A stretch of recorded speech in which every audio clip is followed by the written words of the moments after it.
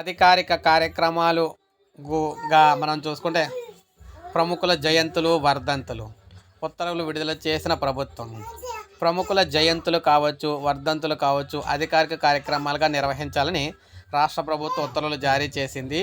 ఈ ఏడాదికి సంబంధించిన జాబితాను విడుదల చేసింది. అన్ని శాఖల కార్యదర్శులు విభాగాధిపతులు జిల్లాల కలెక్టర్లు ఆయా రోజుల్లో వీటిని నిర్వహించాలని ఆదేశించింది. సాధారణ పరిపాలన శాఖ, బీసీ సంక్షేమ శాఖ, యువజన సర్వీసుల శాఖ, దేవాదాయ శాఖ, సాంఘిక సంక్షేమ శాఖ, మైనార్టీ సంక్షేమ శాఖలను ఆయా కార్యక్రమాల నిర్వహణకు నోడల్ డిపార్ట్మెంట్లుగా పేర్కొంది. అధికారిక కార్యక్రమాల వివరాలు అయితే ఇచ్చారు. సో ఉద్యోగులందరూ కూడా వీటిని అయితే పాటించాలన్నమాట. మనకి వడ్డే ఓబన్న జయంతి జనవరి 11, త్రిపురనేని రామస్వామి చౌదరి జయంతి ఇక్కడ జనవరి 15, యోగి వేమన జయంతి జనవరి 19, వాసవి కన్యాక పరమేశ్వరి అమ్మవారి ఆత్మసంతర్పణ దినం మనకి మాఘమాస శుద్ధ విద్య అనమాట.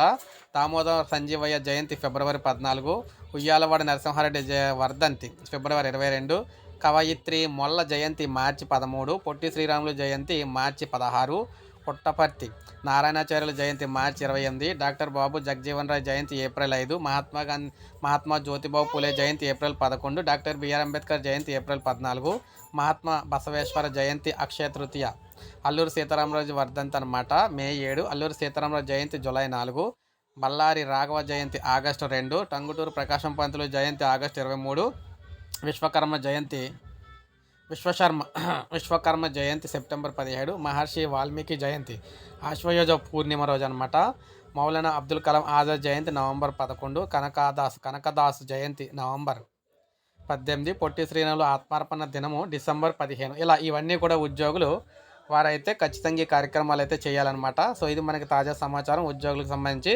ఒక లైక్ చేయండి, సబ్స్క్రైబ్ చేసుకోండి, మన ఛానల్ సబ్స్క్రైబ్ చేసుకోండి.